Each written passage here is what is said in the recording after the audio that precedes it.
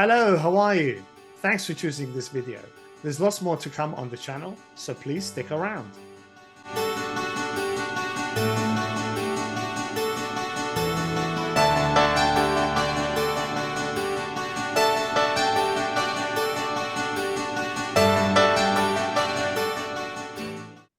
Hello and welcome to the Cloud Therapist channel. I'm Richard Simon. In this video, we are doing a live stream roundup of the recent conferences that both the Cloud Therapist channel and the Cloud Native FM channel streamed live on YouTube. As with the recent conference roundup video that we did, we're going to be using kind of more or less the same format, really. So let me introduce Saim Safdar. He will be the host for this particular roundup. Saim is the host of the Cloud Native FM YouTube channel. He's also a CNCF ambassador and a great friend as well. Saim, how are you doing? Hello, Richard. Thank you very much for inviting me to host this show for you. So I'm actually watching some of your episode because during these holidays, because you have put together some wonderful content on the Cloud Therapist YouTube channel as well. Gen AI, platform engineering, some of the Kubernetes wave, how actually it's going. So ton of appreciation for a wonderful podcast we actually have put it into the YouTube channel. So thank you very much for some of the great work we have done in the 2024. Thank you. Well, I appreciate that my content is keeping you entertained. So that's always a good thing, right? Excellent. Okay. So as I said, we're going to be doing a roundup and we're actually focusing on two conferences that, as I said, both Saim and my channel live streamed in 2024. So that's the KubeCon North America, which was held in Salt Lake City in Utah. And the AWS reInvent, which was in Las Vegas, Nevada. So we can't really, obviously, going to be able to cover everything. I think if you want more details, go to the live streams. They're both available on both our channels. I've compiled a playlist actually on my channel, so you can certainly have a look at that. But we will focus on some highlights, also do kind of some thinking back, retro thinking of all of the stuff that we did, the topics that we discussed, the announcements, the guests, the people kind of joined us as our guests and so on. So, Saim, let's get cracking. Let's kick off. I'll pass it back to you. Absolutely. So I think first off, I would like to actually give a thankful note to everyone who actually been able to actually join the show from the live stream. I know it's not easy. Definitely. There's a lot of echoing going on and you need to be pretty much aware of where you are and where you're joining us from. Yeah. So we put together some wonderful guests this year. And remember, guys, this is the 3 days of the KubeCon coverage. And for me, it's very late and not even as early for the Richard. So it's very late for even both of us. Yes. So most of them, I'm actually had one day ahead of Richard all the time for the last 3 days when actually... I wasn't going to mention that because I thought that might be too painful for you to remind you of that, Saim, but now you've mentioned it. Yes, absolutely. So, guys, we actually covered 7.2 hours of KubeCon live coverage. So I try to do my level best to tell us in a very short words what it is all about, how many people actually joined us, where they joined us from, and what are some of the topics we covered while actually engaging with some of the experts in the ground for the KubeCon Salt Lake City that happened in November 12th to November 15th of 2024. So now once again, special shout out to the Richard Simon, who actually alongside with me from the Cloud Therapist YouTube channel. And also do not forget to give a huge round of applause to Colin Griffin, our field reporter and Shout out CEO to Colin. of the... Yes, absolutely. And he's also a CEO of the Crumware. And what he do is he's catching people from on the spot chat. And remember, I just sent him a Slack in message. Are you there in the KubeCon? He say yes. And he do a lot of coverage, a lot of interviewing. It's been a wonderful ride for me and Richard for catching people and asking them question as they are in the ground and seeing the stuff happening. I think also a big thanks to the Abby Bangser from Centasso and also the platform working group lead. He joined us right from the Tag App delivery booth and he gave us a very high level. I remember he go into the room where the talk is happening Yes. when she joined us on the YouTube channel. And he Yeah. tell us, oh, how many people on there. We see a very crowded place in there. And remember I don't forget didn't remember the name of the people who actually present, giving the talk in there. But we do give a glimpses of how It to was early give. on in the conference, wasn't it?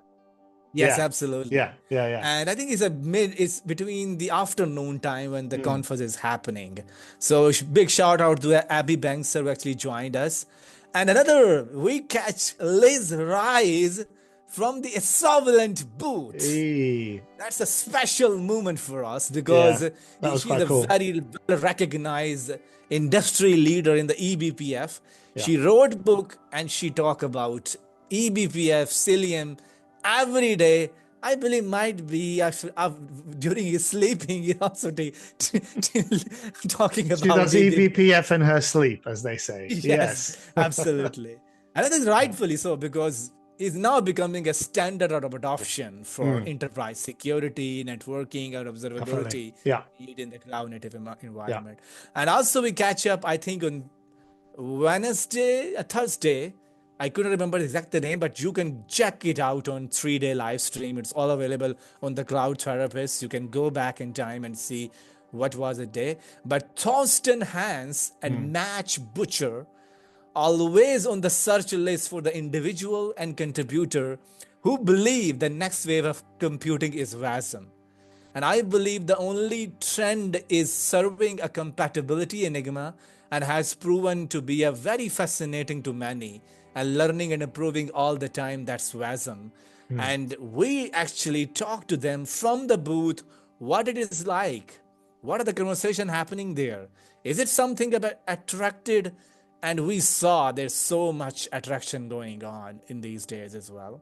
And also, I think during this same live coverage, the news come out that the WASM Cloud is becoming a CNCF incubation project. And WASM Cloud is basically allows the app to operate resilient and efficiently, making them first-class citizen across diverse environment in cloud or Kubernetes or in the prem data center. And I think Thursday we join us. Bill Mulligan join us on Tuesday, I Tuesday. believe. Yeah. First Yes. day. The first day, the co-located of the day zero of the KubeCon. Yeah. And he joined us, and we saw there's so many people behind him, and there's so much chirping and some echoing going on, and we see the real glimpses of how to be at the KubeCon. And also Courtney Nickerson and Mourinho Vijay, tons of thanks to you because you just from one message away from me anytime I'm inviting you for the cloud native podcast or some ambassadorship. And these people are always on the search list for many people to discuss about cloud native advocacy. Despite their busy schedule, I love their commitment for all the community initiative they lead. Also, Sebastian Huckleberry, I think he's the CEO of runme.dev. He joined us from the booth and he's walking all the time. Remember, he has difficulties listening to me because of some problem I encountered with my headphone and also during some of the talk. But he just joined us from the booth and we talk about the runnable DevOps notebook. And I think you should check out runme.dev because it executes code inside your fence code block and renders URL into an interactive widget for GCP, AWS, Azure, or other cloud resources. And I believe in 2025, that's a great place to keep an eye out on. And also, I didn't think this might be the last person who joined us. Jason Morgan, I remember back in the day when the Linkerd is actually, he was in the buoyant cloud, and Linkerd is shaping up very nicely. I spent a lot of time with him, and he's a very good person. He's a wonderful human being to chat and talk with them. So he always very rewarding experience for me, for Richard and me when we talk to them. Yeah. So he tell us what's happening in the GitLab, how the stuff is evolved. And I will see, during the conversation, they talk about platform engineering is becoming a big thing for the GitLab customers and the user and the community. And also talk about like what stuff happening in the AI and how some of the stuff what are some of the stuff is coming out in 2025 with the GitLab. I think these are very good conversations to listen to even today, because some of the conversation is really a pointer to what's happening in the next year. So I encourage you to actually go and listen to these conversation. So Richard, these are all the people who joined us for 7.2 hours of live coverage. So thank you everyone for joining us. Definitely. A lot of well done, guys. appreciation towards you. Yeah, absolutely. Yeah, I mean, I really appreciated that. And to be honest with you, I mean, you know, we didn't have a lot of time to organize the live stream, so I'm really amazed that it was so successful, and we spent that much time. I think our sort of modest aim was maybe just to do an hour every day, and we ended up, I think, on the third day or something, doing like a ridiculous 3.5 hours or something. You know, it was quite a long time. So overall, yeah, over 7 hours, I think, of the live stream. So yeah, do guys, go and check those out. You'll see a lot of fun. There's a lot of all these interviews that we did, all the guests that came on. So yeah, definitely shout out to everybody who was our guest on the live stream. So Bill Mulligan is DevRel at iSurveillance. Liz Rice is Chief Open Source Officer at iSurveillance as well. Likes of Jason Morgan, a solution architect at GitLab, and everybody else really that came on. Abby Bankser, and especially again, definitely for Colin Griffin, CEO of Crumware, and our lovely, fantastic field reporter. He did a fantastic job, I think, definitely for us. Now, in terms of kind of the flow of what we were going to do, we had, I think you and I, Saim, had some ideas of kind of what the flow would look like. Because it's a live stream, because everything is live, we had no idea how it was going to pan out and how it was going to work out. I think overall it went quite well. We had a lot of stuff to discuss, and then in between, sort of getting our guests lined up to actually join us. But once they were on as well, there was a lot of good content that we had, and good sort of information that we got from the interviews and the conversation with them. Colin was also fantastic at taking us around the expo area, the showcase area as well. So I think he did a great job there. He even spotted Elvis in the cloud, which was, I mean, amazing. So Elvis is definitely around. He's still alive. He was at KubeCon. He might be at the next KubeCon. Who knows? But that was absolutely fantastic that he managed to take us around the showcase area. I think I didn't really have a huge amount of expectations. We kind of had some predictions in terms of, picking up the fact that there were sponsored keynotes. I'm not sure if KubeCon has had this before, but certainly I spotted that there were sponsored keynotes at the Salt Lake City conference. We expected things like platform engineering, generative AI, and Kubernetes to be, again, quite prominent topics, and lots of talks around this, and certainly there was. By the way, all of the talks, I think, are now on the CNCF YouTube channel, so you should be able to get those there. We'll try and maybe provide some links in the description for you as well. It was quite interesting. I think I highlighted to you, Saim, that Broadcom actually did a keynote called Ready for Disruption, which I thought, considering the year that they had in 2024, it was quite ironic, I think, that they chose that as the title for their talk. If you want to pick up a lot more on Broadcom and the whole VMware acquisition stuff, I've covered this extensively in my Cloud State of Play video, so please do go and check those out from early 2024. There might even be some unfiltered, I think, episodes as well on it, so do go and check that out. But yeah, there's kind of themes throughout, many of the talks. And I searched on things like, failures, failed, challenges, and so on. I picked up a lot of those kind of wording in the keywords for the searches. I mean, I think every KubeCon tends to be different. So I attended the Valencia one in 2022, but obviously the kind of the logistics and the environment and the conferences tend to be different. So I think each one has its own sort of atmosphere because they obviously rotate the locations. I picked up as far as emerging topics, and you mentioned some, I think, Saim. So WASM, definitely one. Cloud native AI, which I think has had some backlash on that recently, so I might be covering this in the future on the channel. NVIDIA seemed to be there. I think they did a keynote or something as well. I'm not sure. I can't remember now. But again, do check that out in on the KubeCon, the CNCF channel. And then things like AI running on Kubernetes, that seems to be another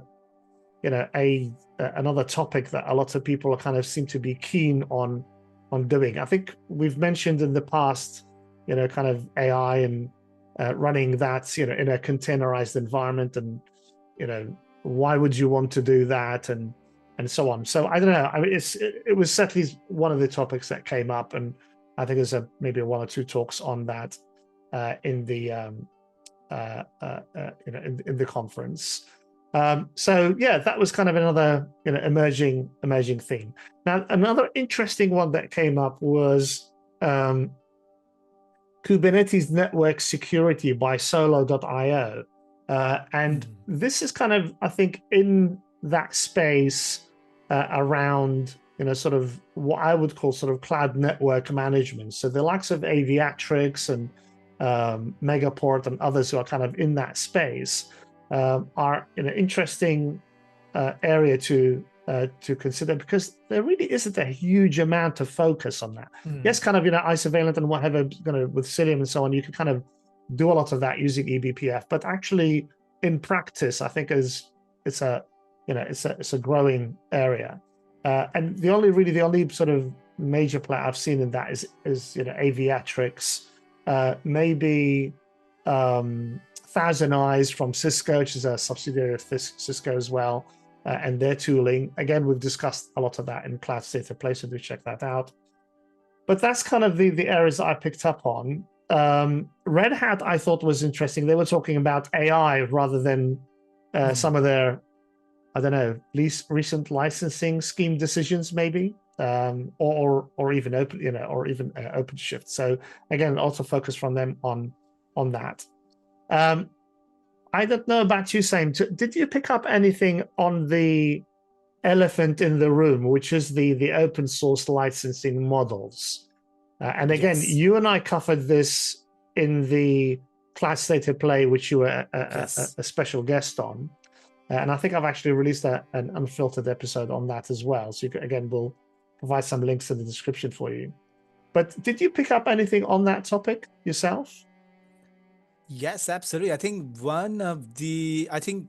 the highlight in terms of any KubeCon, you should actually try to be familiar with the KubeCon in general. Like some project becomes donated to the CNCF, some certifications roll out, some newer stuff happening all the time.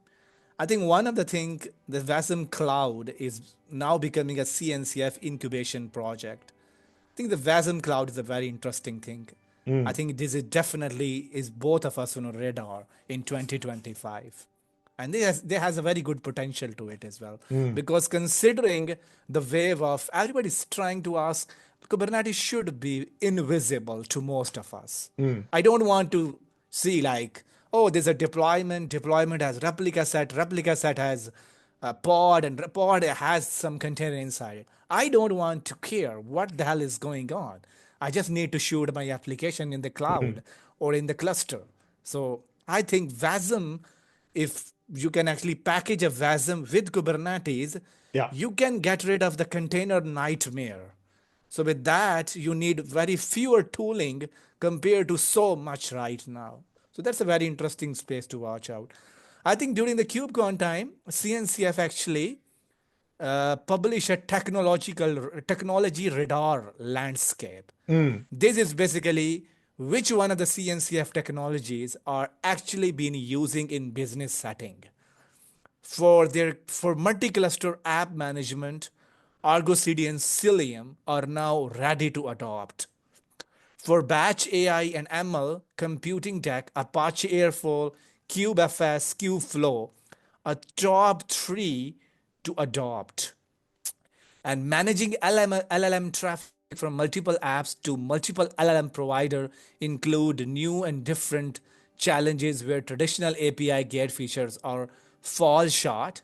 AI gateway features to invite community now can support upstream authorization, unified API, and usage limited. And also, I think these are the like AI is a big thing for the KubeCon coming day. Mm. And if you keep me hearing, all the Kubernetes project try to associate themselves with the AI so they can actually give you some offloading. You think by yourself, now AI can actually solve those things as well. So one of those things is that NY is a proxy in the CNCF landscape. So they have introduced a new feature that's called 8 AI Gateway. And Yeah. now I see what is where actually is going forward to. And also in terms of AI and ML in general, I think there are so many good recorded talks in the KubeCon in general. Mm. One of them are democratizing AI model training on Kubernetes with Kubeflow. This is a very good talk to listen to. Also, there's another talk called building massive scale generative AI services with Kubernetes and open source. And then there's a reproducible AI with Kubeflow, LakeFS, and LangChain. These are the very good talk to listen to as well. But in terms of the theme, I can see, and I think Cube, because as we're speaking today, they rolled out a transparency report. Mm. So in that, there's a one event called a Kubernetes Cloud Native AI or Kubernetes AI Day. Kubernetes AI Day, I believe. They have the most attendance. 323 people have attended the session. So the co-located event, so this is the event is number one in terms of the attendance. Right. Then there's a platform engineering day that has 300 people at peak. And then the WASMCon having 228, and then Cilium 200 and I think 78 or 282, something like that. And we definitely, Richard will attach a report to that so you can actually Yeah. read it in your free time. These are the number in journal for all the people actually. And then the number, I think more 9,195 registrations. And once again, 82% from the North America who are attending, and outside the number are very low. 8% from the Europe, 4.5 from Asia, 2% for the South America, 0.2% for the Africa. I hope this region will have more appearance in the KubeCon. And Australia and Oceania is 0.6%. So these are the in terms of the geographic. And I think like usually if you actually read through the Kubernetes transparency report, so I think there's a huge battle going on in terms of some companies really considering like, is this a event we actually sponsor 2 times a year, 1 time a year? What is the carry forward? What is the Mm. investment in terms of their journal? So we see what is happening in the tube Yeah. 2025, like in terms of journal. But I think the mostly once again Gen AI. I think if I do a conclusion to what's been happening, Gen AI once again a major theme, and the Mm. platform is becoming more important to the companies. I don't know why, but companies are pouring in more interest, and I think I leave up with the audience and hope if somebody I will look forward to seeing some question in the chat. Kubernetes should be invisible. Yes. That's the theme I've seen everywhere. And we see what the future could hold for us in 2025. Yeah. Yeah. I think that's kind of, will be interesting to kind of see that. I think a few other bits that I picked up on was there was talk about infrastructure from code. So not as opposed to infrastructure as code, but actually infrastructure from code was one of the themes. Backstage, I think, seemed to be getting quite a lot of good coverage. They do IDP, so they create like a IDP, sort of environment for you. I think is it Microx, which is an API mocking and testing platform.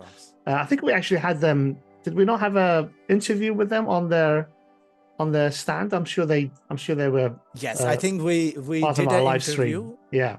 Yes, I think we did an interview with, I think, the co-founder of the. Yeah. His name is difficult to pronounce, unfortunately. Yeah. That's okay. I'm sure. Well, he's on the live stream, so you can check him out on the full live stream. So yeah, so I think those were the sort of the main things that we picked up on. But yeah, I mean, all 3 days we had a lot of coverage around the showcase area. We had obviously all our guests appearing as well. So lots of really good interviews and content in the live stream. And we tried to really focus more on the people that we know, the contacts, rather than kind of just televising or live streaming the keynotes. I think you could kind of go and watch all the keynotes from the official YouTube channel.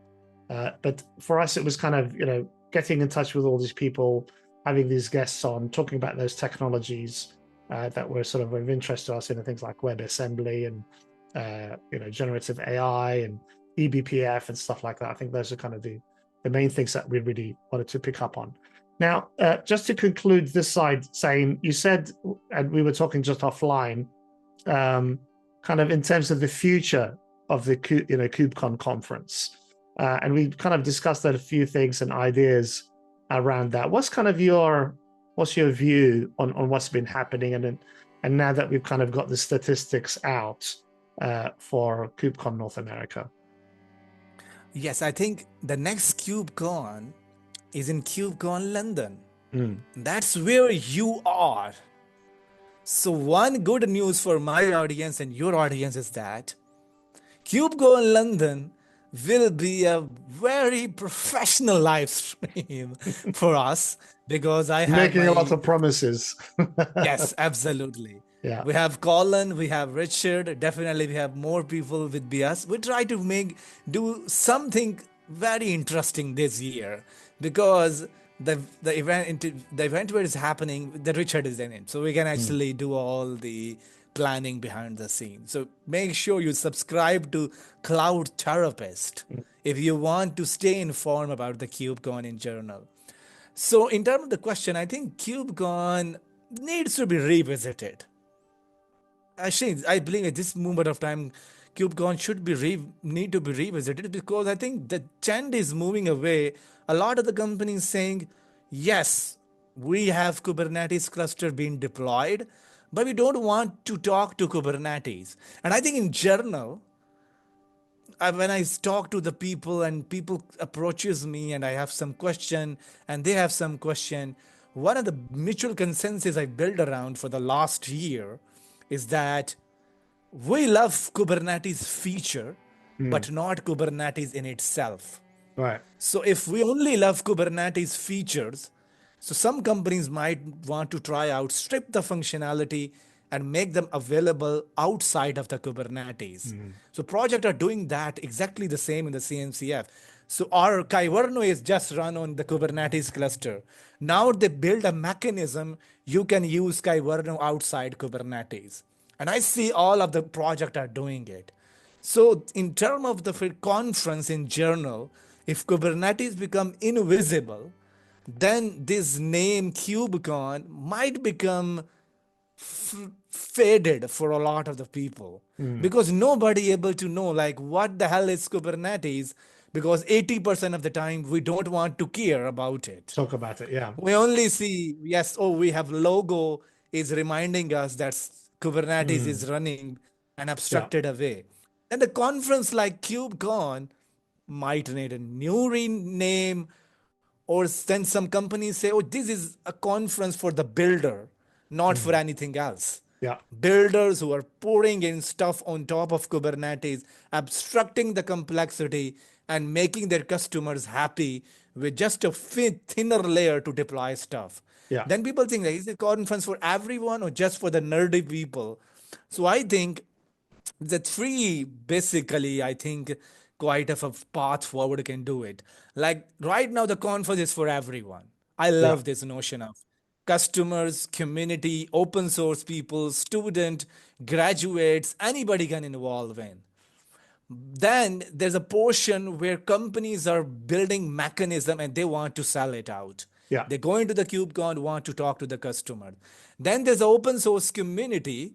They want to purify the open source in a way that can be used for the enterprise grade stuff. So all this keep in mind, I think there's a challenge for every one of us. How to make this conference more attractive to everyone, not just a particular subset of the people. So I hope in the near future, there should be a balance between the enterprise grade talk plus what the community are up to and how people can make stuff more into the Kubernetes and how they make their career advancing in the Kubernetes in general. But there's a problem. Like, is Kubernetes is with us for every year, for ever we're gonna go forward, or it's still going hidden like with the Linux? Yeah. Nobody is taking care. What the hell? What the kernel calls are about to happen when I do stuff in the Linux? Yeah. So I think this is something would need to be revisited. Yeah. And I believe, and Richard, and if you people have some questions or thought, please add them in the YouTube chat section. Yeah, because definitely. Richard's a great person to answer those. Yeah, or even new names that you may suggest for the conference. I mean, I think, you know, if they kind of want to make some simple changes, they can just drop the KubeCon. They can just have it as the Cloud Native Con. I think the whole KubeCon and Cloud Native Con, sort of conference is just too long as a name. It's not catchy enough. Maybe it was at the beginning of when, the CNCF kind of was just starting, and Kubernetes was its one and only and main project. But now it's kind of, the landscape is so huge. I think it definitely needs a more focused name, something a little bit more catchy, something shorter, something more focused. So either just call it a Cloud Native Con or the CNCF conference or something like that. I'm not necessarily not particularly interested in kind of what it will be, but as long as it's something a little bit shorter, a little bit catchier, and more modernized in terms of kind of the full name. And then beyond that, I would probably say the amount of topics that there are is just kind of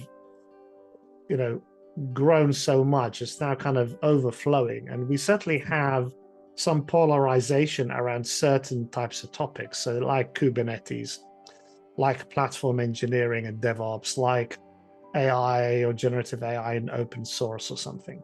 So maybe the conference, in order to accommodate, as you said, some of those more business and enterprise kind of aspect of it, and actually bring in more, ordinary, organizations and enterprises, not just vendors, into the conference, and have them as kind of, participating and also providing their experience from having, used these tools, which I think is very, underserved at the moment. It's not really a kind of a huge amount of that happening, in my opinion. In order to achieve that, maybe you can kind of divest some of these topics to the more local conferences. So things like the Kubernetes Community Days will take care of the Kubernetes stuff. Maybe a PE or platform engineering and DevOps days would take care of that whole sort of DevOps, GitOps, platform engineering space. And maybe a yet a further one, kind of open source Gen AI or open source AI or something would take care of those types of projects and activities. So that would allow you to have more localized sort of events that are related to those topics, whereas the CNCF conference, for the lack of a better new name, would focus on the kind of the rest of the projects that they're running, and because those are not polarized or coalesced into particular areas specifically, those can continue as they are for now until they become kind of, again, much bigger topics, and then again they can be divested or sort of federated, if you like, into their own sort of local conferences, because the topics are always changing. We've got WASM coming, we've got platform engineering happening, we've got AI sort of coming in, and so on. I think that's really a good approach. Yes, absolutely. Absolutely. 100%. I totally agree with you. I think this is a very good time to think about it, because now we're actually heading towards the new year. And I think this is continues to be in debate, because some might say there's a case studies event happening all the time. Do I go into the KubeCon EU or KubeCon NA for if I am running a startup or the company? Which one is for me? Because sometimes the pricing is not easy to pay for these conferences. So I think and I think also the again, we mentioned offline the membership fees going up. So I work for T-Systems, we're CNCF members, and having to renew the membership for the following year, we've had to pay more. We're having to actually pay, I think, another $10,000 more. All this information is on the CNCF website. You guys can check it out for yourselves. I think if you just type in the CNCF membership, all the memberships are there. The silver, platinum, whatever, they're all there, and all the fees are there for all of those. And in terms of what privileges, what features you get at each of the memberships. So rather than maybe doing that, maybe you can kind of divest some of these things, because I think it's just becoming top heavy in terms of the amount of content that the conference needs to deal with, and maybe some of the topics can be offloaded, if you like, to give more of an opportunity for the smaller projects, and also more of an opportunity for customers, for enterprises to come in and like I said, provide their experience as well. Okay, are we there? Shall we move on, or you got any more stats and things to talk about? No, I think we covered most of the part we already have covered, and I think there's always been more, because people want to talk about observability, people want to talk about it, Kubernetes event-driven auto-scaling, to talk about it, dashboarding with Kubernetes. So there's always been more. There's always something. People can watch some of your podcast as well, or also they can actually read the report from the KubeCon and see how they can actually keep an eye out on all the stuff happening around them. Yeah, definitely. And I think, like I said, there's a lot more in the live stream, so do go and check those out on both our channels. Hey, if you are enjoying the content, please don't forget to subscribe to the channel. That would really help me out. Thank you. Okay, so let's move on to AWS reInvent. So Saim, this was held from the 2nd of December to the 6th of December, I believe, in Las Vegas, Nevada. Yes. Again, we had a whole bunch of guests, although we did experience a lot of technical issues this time around. So as you can see, kind of this is the problem that you have when you're kind of doing live streams and so on. You never know what the tech is going to be like, and certainly I think KubeCon was a lot better than than the conference venues in Las Vegas when it came to the live streams. But yeah, tell us a little bit more about the live stream and the guests that we had, Saim. Yes, absolutely. I think for AWS reInvent, this was a very, very first time, because KubeCon is not we have few members in there. We have ambassador. I am a CNCF ambassador. So think quite easier from the KubeCon. AWS is a kind of a customers and enterprisey and heavy conference. So it's not that easy. And when we actually just got a hit by this idea, I think 2-3 days back, Again, when the yeah, conference is actually happening. So yes, very small amount of time for us. We're just thinking around, do we move on? Is it worthy? Our audience watch that? How mm, we find people? Are people easy enough to catch? And there's 60,000 people, 58,000 people are in there. mm, So we know this is a very, very big conference. mm, But luckily, one of our friend, Amin Alamdar, becomes a field reporter, and the life become very easy. yeah, So he joined 2 days back to back, and I think we spotted a place where at the conference people are actually cracking the certification, and this yes, hurt me big time. And I think I wasn't able to sleep that night. Like, oh my God, in a conference, I've yes, never ever go to actually crack an exam yeah. during the conference. People are actually doing that. There's a I lot of people in there. I Oh would my God. I admire people who can actually do that. I don't think I could ever be focused enough to go to a conference with all the logistics of getting there and so on, and then actually sit down and do an exam. Um, yeah, not for me. Yes, absolutely. But I Yeah. think you definitely check that out because Amin walk us through to the Yes. very beautiful spaces with coloring, Yes. with lightning, and with the people moving around, and some booth are extraterrestrial. Mm. Sometimes you can see this might be you are actually moving in the Mars. Yeah. Some very incredible booths in there. Yeah. So there's some very good engineering and some very good marketing thing in the AWS Yes. reInvent. Yeah. But So Amin, Emin did a great job. I think unfortunately, I think yes, he was not well for the third day, so he couldn't join us on the third day as our field reporter. But who else was some of our guests saying? yes, absolutely. I think number one, we do a big collapse to Amin. Not easy, Definitely. it's tough. Shout He's out. from Shout Turkey. out. Yeah. And I think might be for our reason he wasn't able to find the Turkish food because of he's walking through the conference just because of Yeah. us. But he's been very wonderful for us. So Yeah. I He think did a he'll good love job. it. Definitely. And hopefully we will be catching up again in the near future as well. Now, in terms of we have some good guests. We never expected to do something like that, but we did it, and some very good guests in there. I think one of the guests is Amra Samdan. He's also a Turkish friend from Mm. us. He's a AWS hero. He worked at companies as a CEO, CTOs, and now working as a principal kind of engineering role for some of the companies.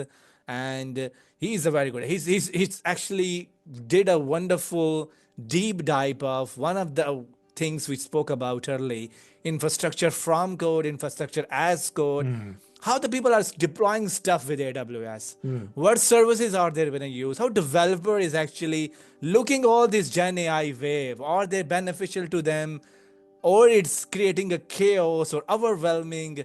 So we spoke about great detail of him, and having an AWS hero with us who understand because he's a community member. His job is to evangelize the stuff happening in AWS. So he give us every nitty detail.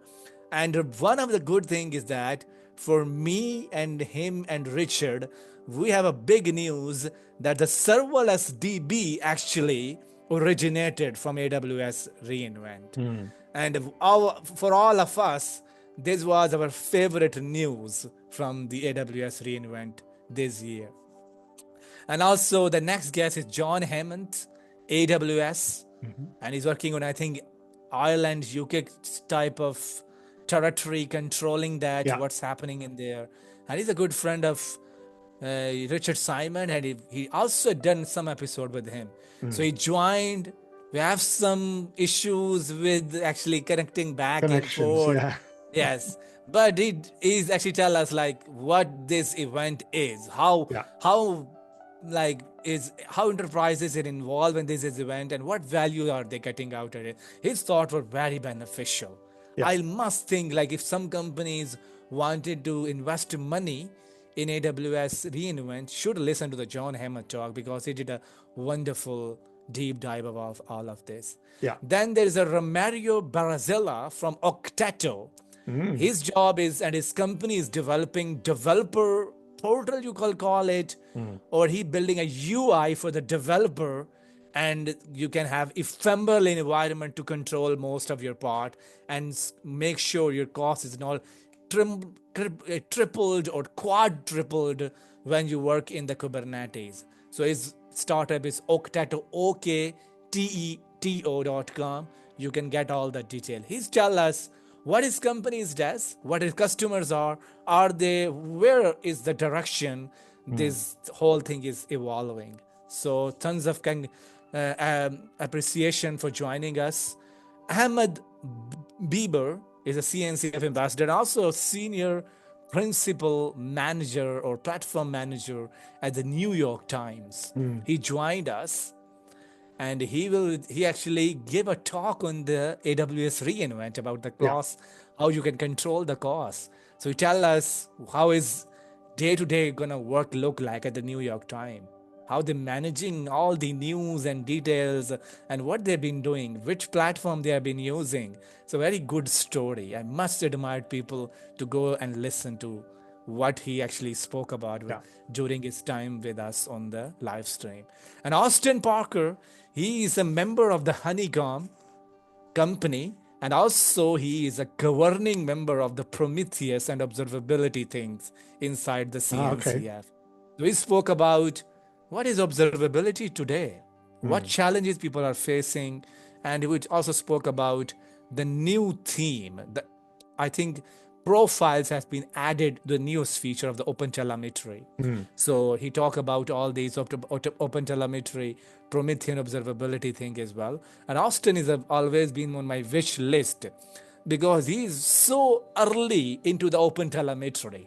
And every time I lost sleep when I look at this all the statistic of which is the most adopted tool in the CNCF. And after Kubernetes, OpenTelemetry is second and sometimes first.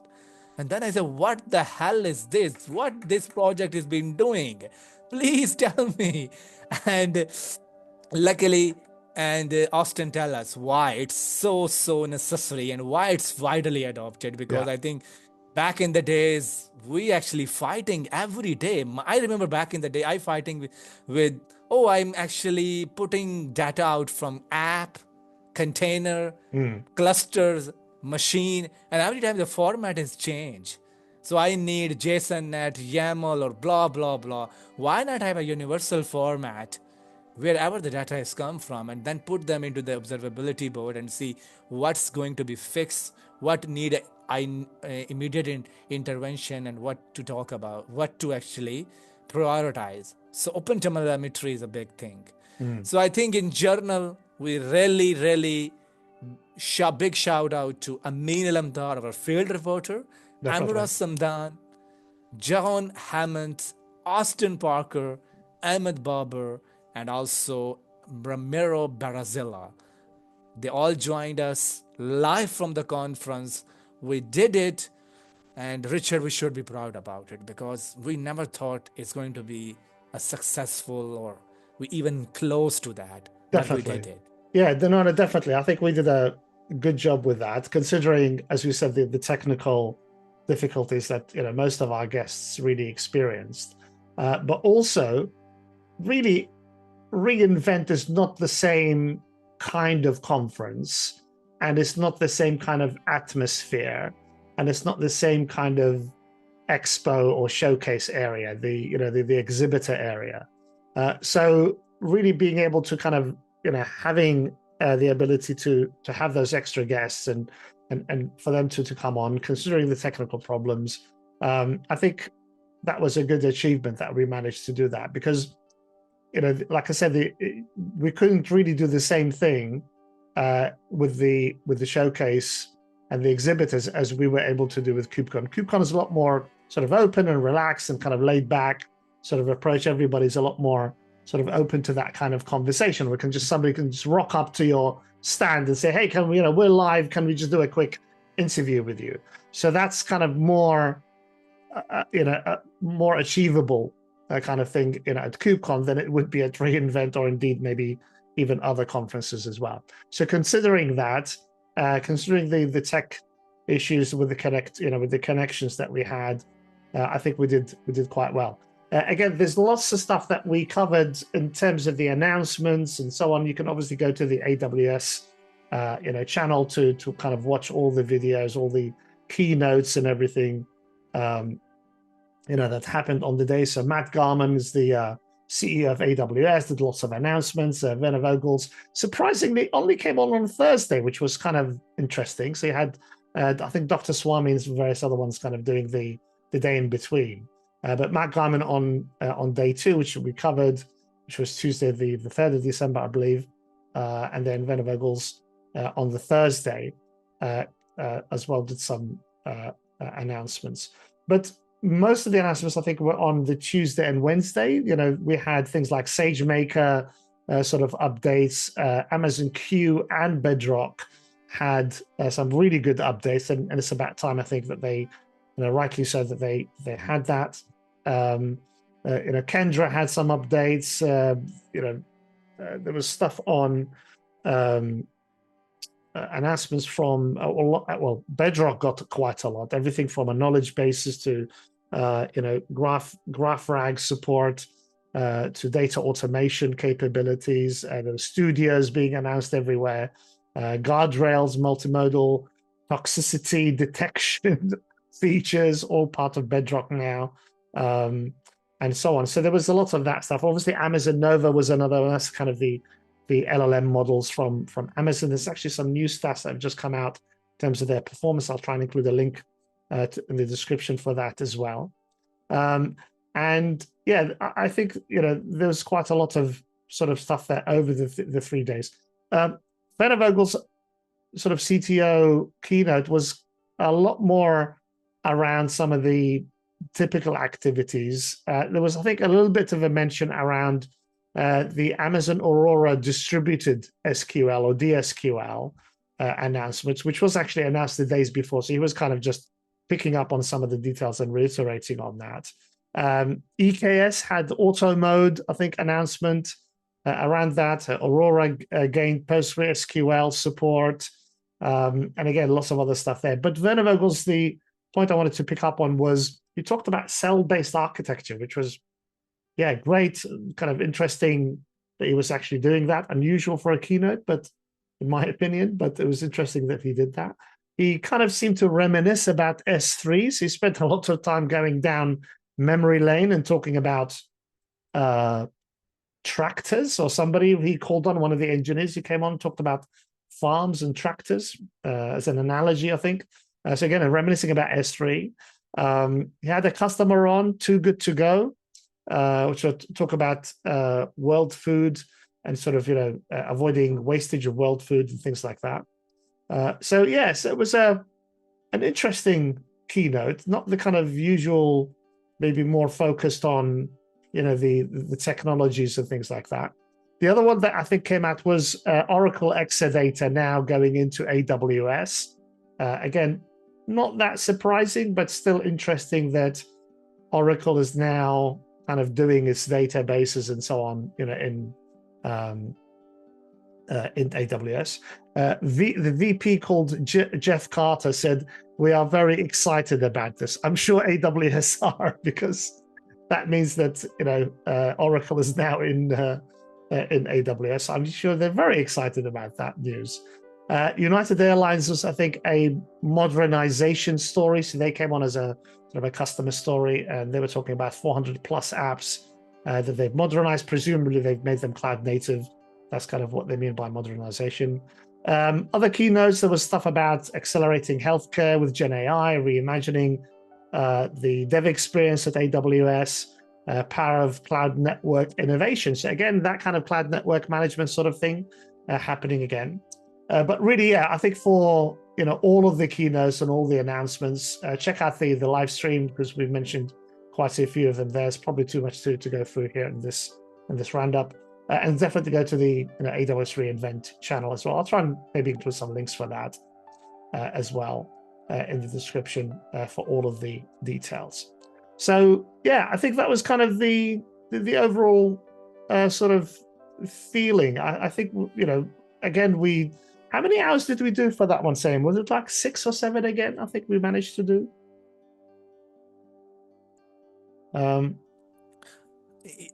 I believe it's not 7. Yeah, I think almost. it's 5 hours. Yeah, 5 or It's 6 or 5 hours. something like that. 5, Yeah, yes. yeah. But I mean, yeah, still it was kind of, you know, considering, like I said, all the technical problems that we had and so on, it was still, I think, a good achievement. Yeah, I think that was it really. I think that's kind of the main things that I wanted to cover with the reInvent. Anything else from you, Saim, in regards to that? No, I think now we need to muscle up for for some of our roadmap for the 2025, and we need to keep our audience excited about it, like what we have been planned. So I think like in the next year, we might be come out from the some of call our Kubernetes nerdy bubble and try to cover some more topic in the near future as well. Yeah. So I think one of the interesting scene, like me and Richard is actually spending time aloud. We know the Gen AI and AI is creating some buzz and also making our life more vulnerable than ever. And then now it's see like in the next year, my aim was to find some expert from the industry who can tell about what is AI should not do. That's a question is everyone has mind. Yeah. And how we actually build up some policies and guardrails around Gen AI. And Yeah. also I think another bigger question, like in quite I think you quite conjunction with Gen AI, the quantum computing is developing very rapidly. Very rapidly. I think like I'm interesting to see what this technology is all about it. Like having not just one and zeros, but anything in between. How much this help me? Will I ever able to use a quantum computer before I go into the next, before I get died? Or when is the time my children is going to be use the quantum computer?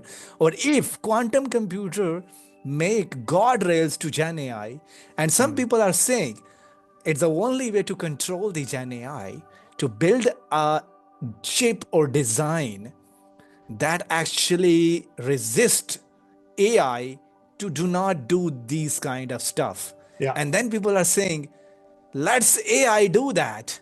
It's like you are asking AI to building a prison for yourself. Is AI is intelligently and smartly enough to understand they're asking me to making a prison for me? Do I accept it or not? That's a Yeah. big question for Yeah. 2025. Yeah, definitely. So yeah, I mean, there's lots of stuff happening in that space. Some interesting things that have come out, but unfortunately, we're not going to be able to cover that today. That might be a future topic. But yeah, definitely, I think you know, there's lots of things happening, and we definitely want to try and cover some of those topics. And obviously, you've covered you know, things like quantum computing on your channel as well, Saim. So do check out Saim's channel. I think that's he's got lots of really good content as well. So in closing out, Saim, thank you very much. Really appreciate you hosting this video as always. Look forward to doing more stuff with you in the future. So let's see what happens. Definitely KubeCon London is our next target. So we'll probably end up doing some live streaming around that. So do check out for that. Please check out both the channels, our YouTube channel. So Cloud Therapist channel for me, Cloud Native FM for Saim. We have lots of content on there, and you know, we keep kind of releasing quite regularly.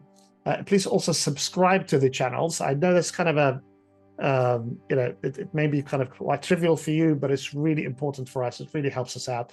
It allows us to create more content and be able to do more stuff in the future as well. That's really useful for us. So we do appreciate you subscribing to the channel. Thank you all for watching, and we'll see you next time. Thank you for watching. Please don't forget to subscribe to the channel to support me. You may also want to check out some of the other videos on this channel. Bye for now.